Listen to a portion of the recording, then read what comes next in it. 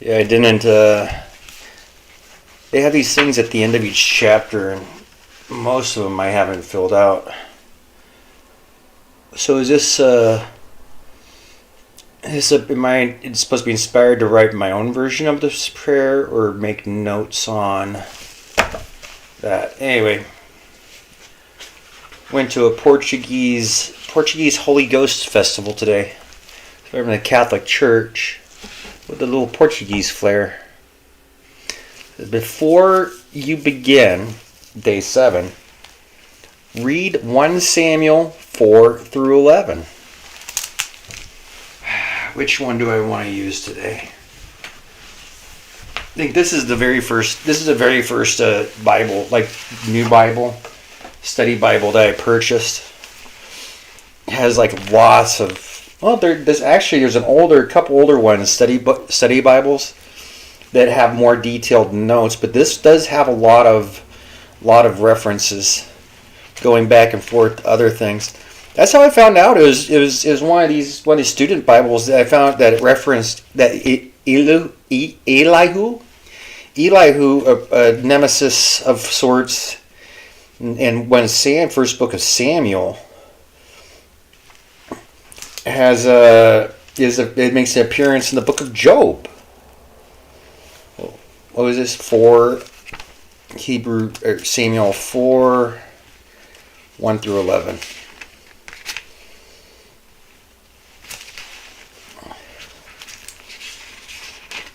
Samuel 4.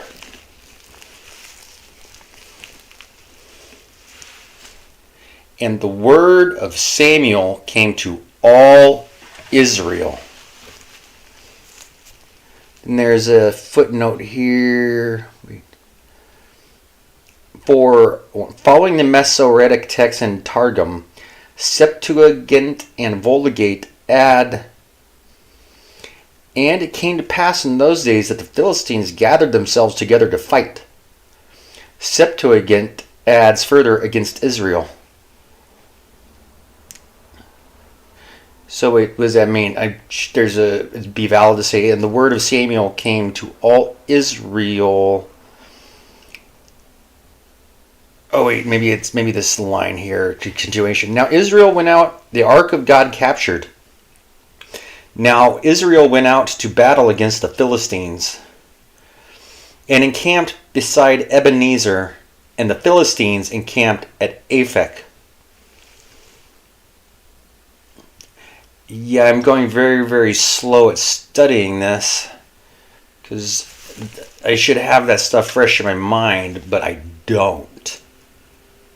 I feel like I'm missing out on some very important things.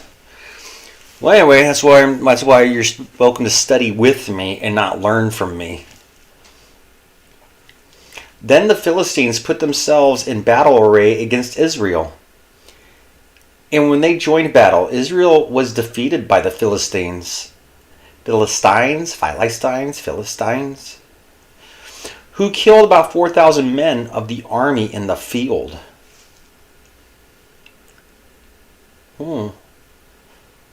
Israel was defeated killed about 4,000 men of the army in the field. And when the people had come into the camp, the elders of Israel said, "Why has the Lord defeated us today before the Philistines? Let us bring the ark of the covenant of the Lord from Shiloh to us, that when it comes among us, it may save us from the hand of our enemies." So the people went to Shiloh, that they might bring from there the ark of the covenant of the Lord of hosts, who dwells between the cherubim. And the two sons of Eli, Hophni and Phinehas, were with the ark of the covenant of God. What does that mean? The Lord of hosts who dwells between the cherubim. Cherubim are like Cupid, aren't they? So Shiloh is a physical place. Interesting. And when the ark of the covenant of the Lord came into the camp, all Israel shouted so loudly that the earth shook.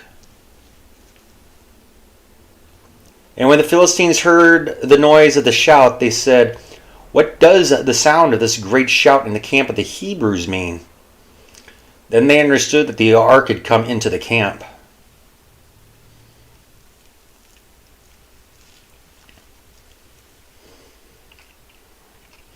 This is where it's helpful to have more knowledgeable people who could ask questions. I suppose people told me to Google stuff.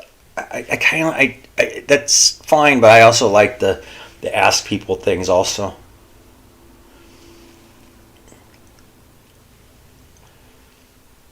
So Israel and Hebrews, are they the same?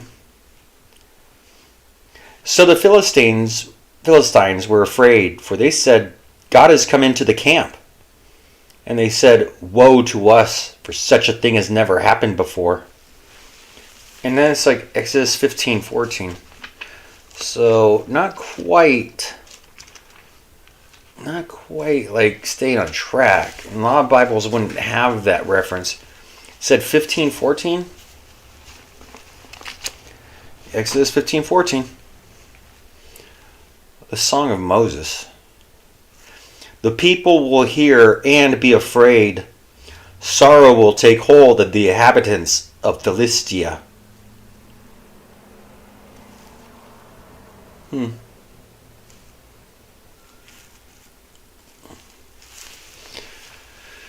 Let's see, let me go back to the beginning of chapter 15. Then Moses and the children of Israel sang this song to the Lord and spoke, saying. So they sang and spoke?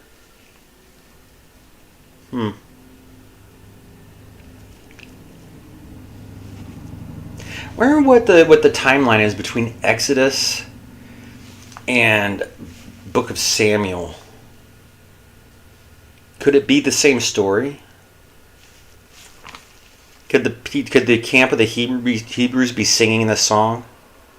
Wouldn't that be so interesting to think about? That reading the book of Job here, the book of Samuel, the first book of Samuel, and it references the ark coming into the camp. I suppose, do we have anything about... Yeah, I have no idea. Like here back in Moses' time. Oh, so this is when they were leaving Egypt. Anyway, very interesting. Very interesting. Let me get back to this reading because I gotta get the paragraph 11 or verse 11. Very interesting that they refer to the Song of Moses there. Woe to us, who will deliver us from the hand of these mighty gods? These are the gods who struck the Egyptians with all the plagues in the wilderness. Okay, so they're aware. So the bad things that happened to Egypt, they're like, these are who struck the Egyptians with all the plagues in the wilderness. Okay, that's really interesting. Be strong and conduct yourselves like men, you Philistines, that you do not become servants of the Hebrews, as they have been to you. Conduct yourselves like men and fight.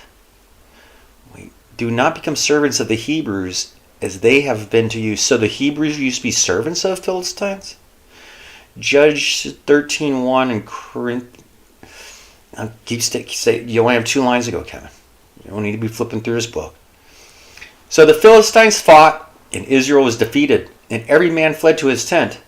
There was a very great slaughter, and there fell of Israel 30,000 foot soldiers. Also the ark of God was captured, and the 2 sons of Eli, Hophni and Phinehas, died. Well, let me go check Judges 13:1, because this is something I just like to do. Judges 13. I thought Israel won all the battles. That's kind of disturbing. Weren't they supposed to open the ark and slay... Wait, wasn't David supposed to slay Goliath or something?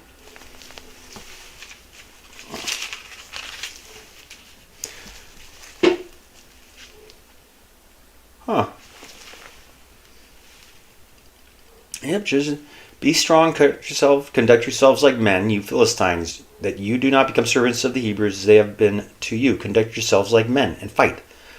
And they cite 2 things. First one is Judges. Birth of Samson. Again, the children of Israel did evil in the sight of the Lord, and the Lord delivered them into the hands of the Philistines for 40 years. Okay, so they do. So there's a reference to the birth of Samuel, or no, Samson is not Samuel though. They get born after.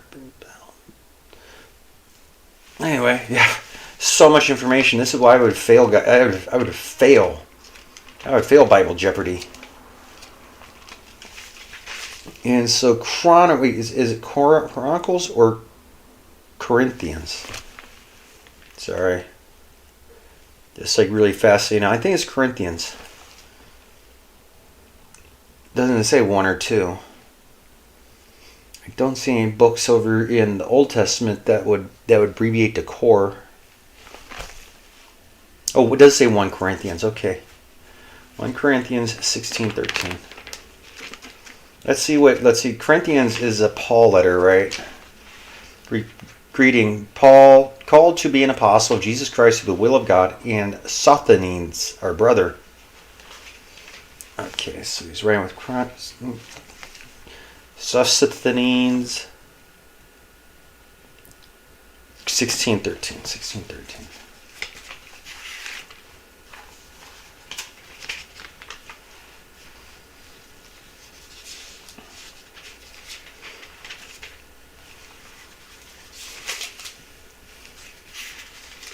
Mm-hmm.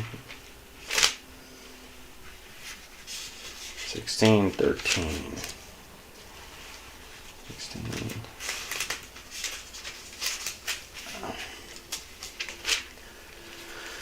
16:13. Final exhortations. Watch, stand fast in the faith, be brave, be strong.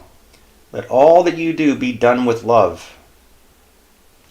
How does that relate to watch, stand fast in the faith, be brave, be strong? Oh, conduct yourselves like men and fight. Huh. Oh, well, I mean, at least I made that was like 11 sentences, 11, I don't know what I'd call them, paragraphs. They refer to these as chapters in books. Stop and consider. When the Ark of the Covenant of the Lord entered the camp, all the Israelites raised such a loud shout that the ground shook. In what ways do we well-meaning Christians sometimes use our faith like a good luck charm, thinking that if we handle it just right, it will grant our wishes? Yeah, see, being like so kind of, well, what does it mean to be a Christian? Because I haven't actually studied and spent don't actually know this thing that well, I would have read that and been like, yeah, the Ark of the Covenant, they're ready to destroy the Philistines. So to find out they got slaughtered, because it was like they had already lost. Didn't they already lose one battle? They sent for their friggin' weapon. And I guess that weapon, they were just like, oh, we have this Ark, and the Ark will win the... And it didn't happen, did it? In what ways do we well-meaning Christians sometimes use our faith like a good luck charm? Thinking we handle it just right, will it grant our wishes? Will a crucifix really stop a vampire? Yeah, I've seen that. Like how it will grant our wishes. Interesting.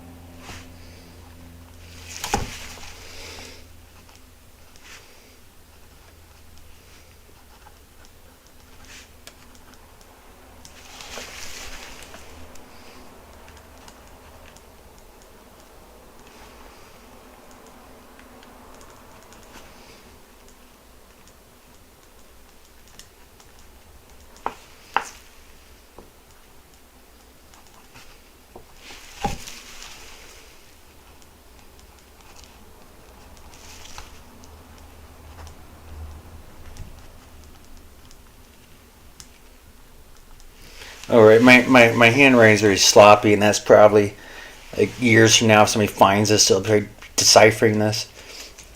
I just bet it open to question. Do we pray for ourselves or do we pray for others?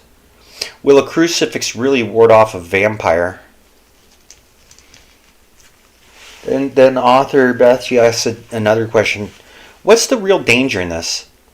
How have you seen this cause other people's expectations of God, or perhaps even your own expectations of Him, to stray from biblical truth? Whew.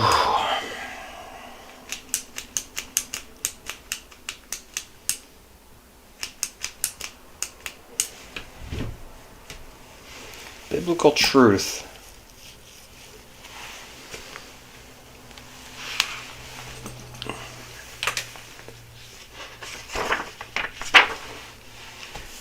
Such a short little reading and then two good questions. I'm gonna have to think about this. What was the final judgment, like 40,000? I know I read 4,000. Did it go 10 times even more? Oh, 30,000. So before they lost 4,000.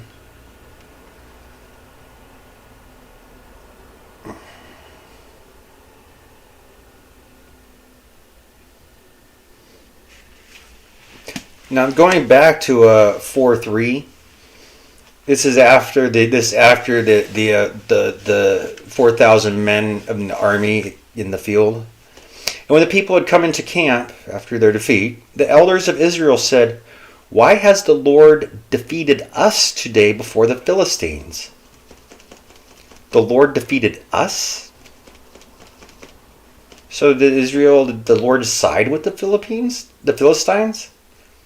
Let us bring the ark of the covenant from the Lord covenant of the Lord from Shiloh to us, that when it comes among us, it may save us from the hand of our enemies. Really, just an interesting thing. So, where is Shiloh? Where's this battle? This is where the actual archaeology gets really cool. Where was this battle? I hear it's long gone. There are rumors that, I remember on the internet they talk about that Ethiopia has the ark and they have a temple there with guards, and what is the ark? Because either that or what? Didn't Indiana Jones find the ark? Anyway. So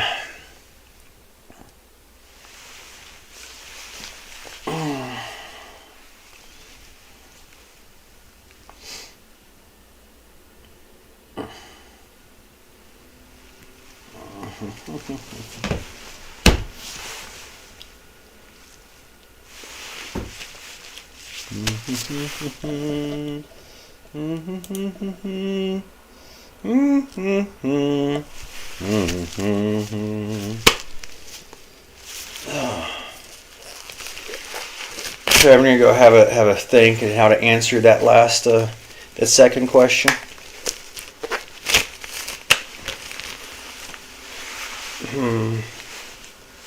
But I don't know, the echoes through time, because we don't have Israelite, but we have a lot of Christians. Don't we have a Christian army ready to go to battle with all the unbelievers? Let me think of this. How could that lead people into doing the same?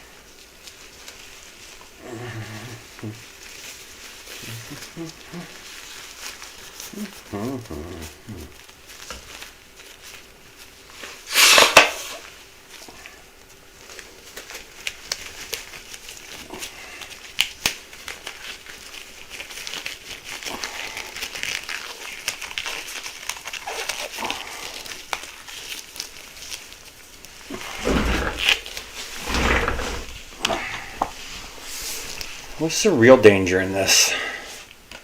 Have you seen this cause other people's expectations of God, or perhaps even your own expectations of Him, to stray from biblical truth? I don't know biblical truth. Don't. No.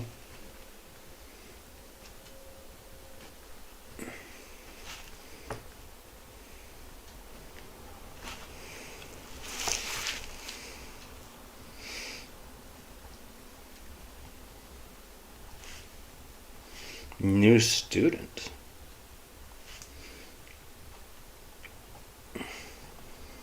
Yet I see.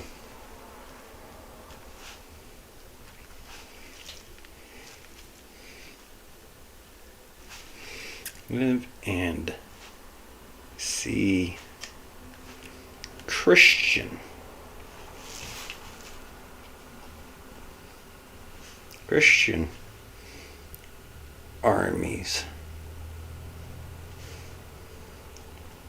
forming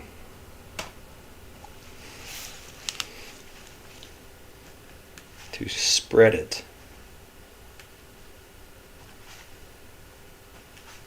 to their neighbors.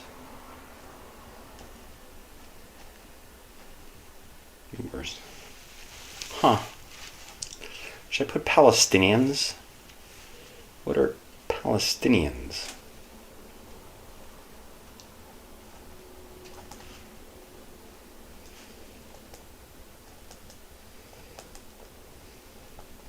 Philistinians? Palestinians.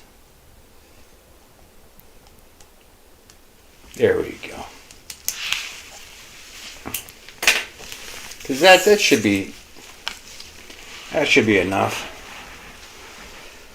The other thing is, because this is like not in the public domain, and reading an entire page can be problematic. I wonder how many unsold copies of this they have available. A lot of effort goes into making one of these.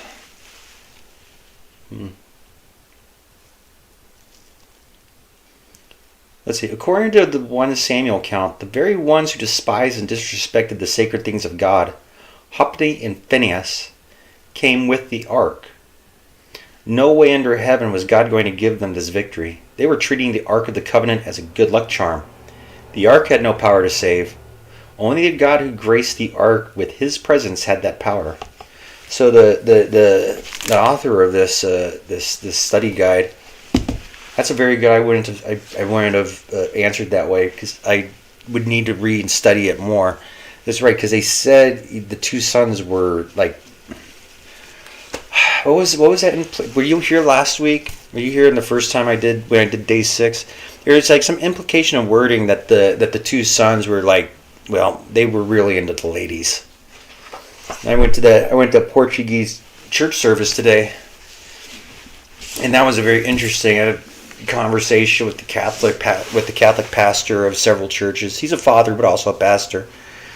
And it's like these sensitive subjects with how do you explain like the kids why mommy's a hoe bag? I mean, has so many other husbands. Is that just because I'm a misogynist? I'm a misogynist woman hater now? How do you explain that half of the dudes I have like fathered children with everybody else's? But like we have an epidemic. Like, but before I took a break from my current church, we were doing Revelations, and there's something about 144,000 in what we call them incel, well, virgins, like a 144,000 Jew virgin army, because they can't get laid, they can't get wives. Apparently, they get really discriminated against. I just don't know, because this is such an old history. And it doesn't have. They're still fighting over like people's appearances. Very, very little descriptions of anyone.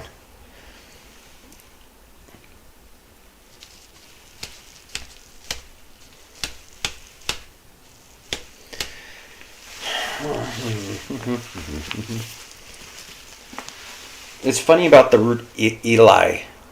They have Eli, Elihu, Elimelech, and Elijah. There's a root El. Some people, like in Spanish, El can be a male pronoun, like the, he. And then some say that's for God or something. Elijah means with God, or I don't know. The names are actually, also words. So we read that. I've only been streaming, what? My lesson for today is, these are short. I like these. There's no excuse not to do these in 90 days, except this is kind of fun. And I have other things to study for all day long. I have a lot of things. Just trying to get housing security. It's a thing. But then again, these people were after. So now it's a question. Because there's like there's the Cliff Notes answer. The Bible say they left Egypt. Moses parted the Red Sea. When they made a cross, Pharaoh's army tried to cross, and the waters collapsed on them. And then they were in the desert for 40 years. Would they get captured by the Philistines for 40 years? Oh my goodness, such an interesting, vibrant living history. Let me get you something fun though.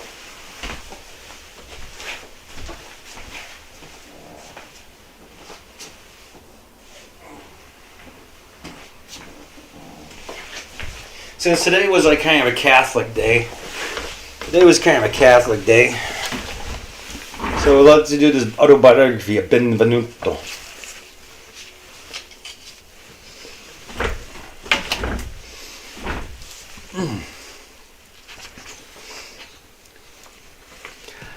I now began to attend to my shop and did some business. Not however of much moment, because I had still to think about my health, which was not yet established after that grave illness I had undergone. About this time, the emperor returned victorious from his expedition against Tunis, and the Pope sent for me to take my advice concerning the present of honor it was fit to give him. And then there's a footnote. Cellini returns to the year 1535 when Charles V arrived in November from Tunis. I answered that it seemed to me most appropriate to present His Imperial Majesty with a golden crucifix, for which I had almost finished an ornament quite to the purpose, and which would confer the highest honor upon His Holiness and me. I had already made 3 little figures of gold in the round, about a palm high. They were those which I had begun for the chalice of Pope Clement, representing faith, hope, and charity. To these I added in wax what was wanting for the basement of the cross. I carried the whole to the Pope, with the Christ in wax, and many other exquisite decorations which gave him complete satisfaction. Before I took leave of His Holiness, we had agreed on every detail and calculated the price of the work. It seems to be a goldsmith, and he has a lot of contracts with the with the Pope. Huh. Okay, sorry, just popping around here. Oh, they represent the Hippocrates or Galen. I'm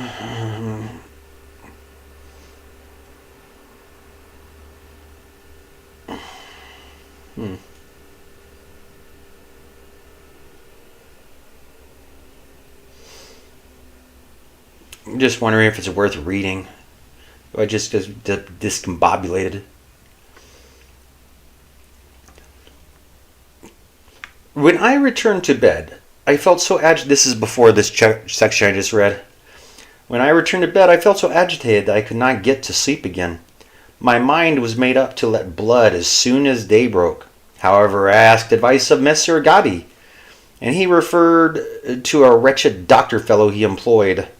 Footnote, possibly Bernardino Lilei of Todi, who asked me if I had been frightened. Now just consider what a judicious doctor this was, after I had narrated an occurrence of that gravity, who asked me such a question. Oh,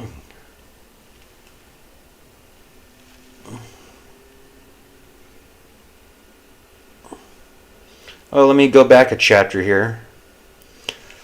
Oh, why was he frightened? Oh, he was the man I took to the necromantic circle. Oh, I'm getting closer to the one that I wanted to read. I had 2 young serving lads, and beneath my lodging lived a laundress who cooked extremely nicely for me. That evening I entertained several friends at supper, and having passed the time with great enjoyment, betook myself to bed. The night had hardly ended. Indeed, it was more than an hour before daybreak, when I heard a furious knocking at the house door, stroke succeeding stroke without a moment's pause. Accordingly, I called my elder servant, Senseo, footnote, Vincenzio Romodi. He was the man I took into the necromantic circle, and bade him to go and see who the madman was that knocked so brutally at that hour of the night. While Cincenio was on this errand, I lighted another lamp, for I always keep one by me at night, when I made haste to pass an excellent coat of mail over my shirt. Above that, some clothes which I had caught up at random. Cincenio returned, exclaiming, "Heavens, master! It is the Bargello and all his guard, and he says if you do not open at once, he will knock the door down. They have torches, and 1,000 things besides with them." I answered, "Tell them that I am huddling my clothes on, and will come out to them in my shirt." Supposing it was a trap laid to murder me, as had before been done by Signor Pier Luigi, I seized an excellent dagger with my right hand, and with the left I took the safe conduct. Oh, so Signor Pier Luigi tried to murder him. Oh, has it been done before? Then I ran to the back window, which looked out on gardens, and there I saw more than 30 constables. Wherefore I knew that I could not escape upon that side. I made the two lads go in front, and told them to open the door exactly when I gave the word to do so. Then, taking up an attitude of defense, with the dagger in my right hand and the safe conduct in my left, I cried to the lads, "Have no fear, but open!" The Bargello, Vittorio, and the officers sprang inside at once, thinking they could easily lay hands upon me. But when they saw me prepared in that way to receive them, they fell back, exclaiming, "We have a serious job on hand here!" Then I threw the safe conduct to them and said, "Read that! And since you cannot seize me, I do not mean that you shall touch me." The Bargello upon this ordered some of his men to arrest me, saying he would look to the safe conduct later. Thereat I presented my arms boldly, calling aloud, "Let God defend the right! Either I shall escape your hands alive, or be taken a dead corpse!" The room was crammed with men. They made as though they would resort to violence. I stood upon my guard against them, so that the Bargello saw he would not be able to have me except in the way I said. Accordingly, he called his clerk, and while the safe conduct was being read, he showed by signs 2 or 3 times that he meant to have me secured by his officers. But this had no effect of shaking my determination. At last they gave up the attempt, threw my safe conduct on the ground, and went away without their prize.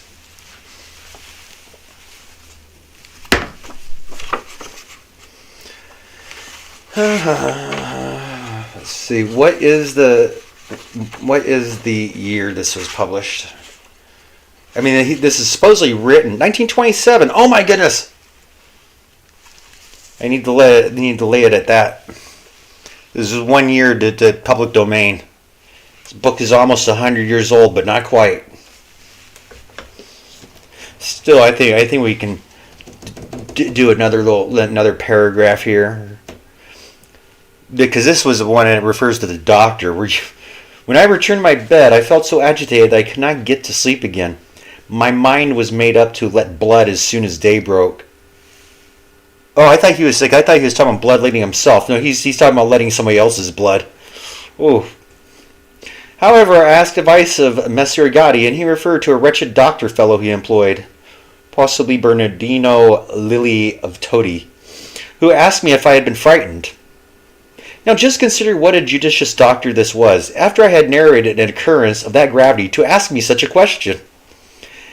He was an empty fribbler who kept perpetually laughing about nothing at all, simpering and sniggering.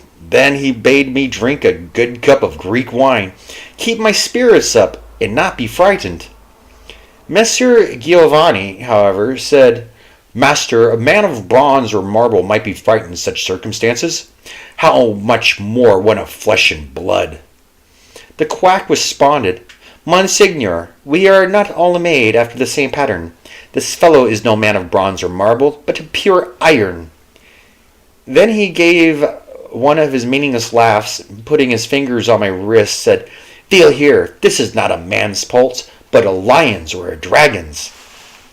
At this, I, whose blood was thumping in my veins, probably far beyond anything which that fool of a doctor had learned from his Hippocrates or Galen, knew at once how serious my situation. Yet wishing not to add to my uneasiness and to the harm I had already taken, I made show of being in good spirits. While this was happening, Monsieur Giovanni had ordered dinner, and we all of us sat down to eat in company. I remember that Messer Lodovico da Fano, Messer Antonio Allegretti, Messer Giovanni Greco, all of the men of the finest scholarship, and Messer Annibal Caro, who was then quite young, were present. At table, the conversation turned entirely upon my act of daring. They insisted on hearing the whole story over and over again from my apprentice Sensio, who was a youth of superlative talent and bravery, extreme personal beauty. Each time that he described my trilucent behavior, throwing himself into the attributes I had assumed, and repeating the words which I had used, he called up some fresh detail to my memory.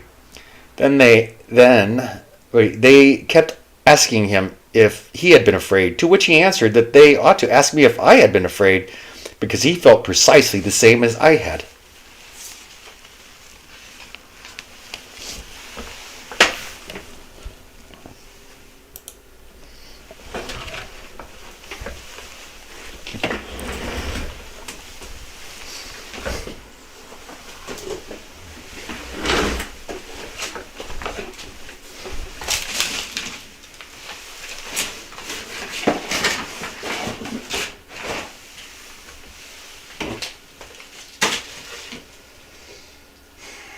No, I moved a box. Otherwise, you would be fascinated probably by a mid costume change.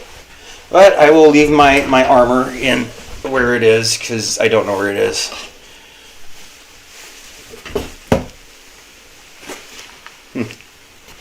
Sending over constables.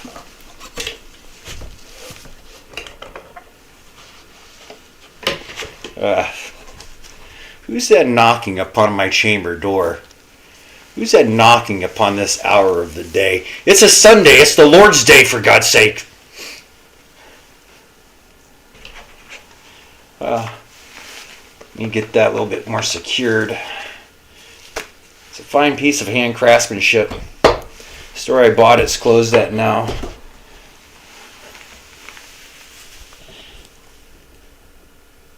Anyway, thank you for tuning in for our study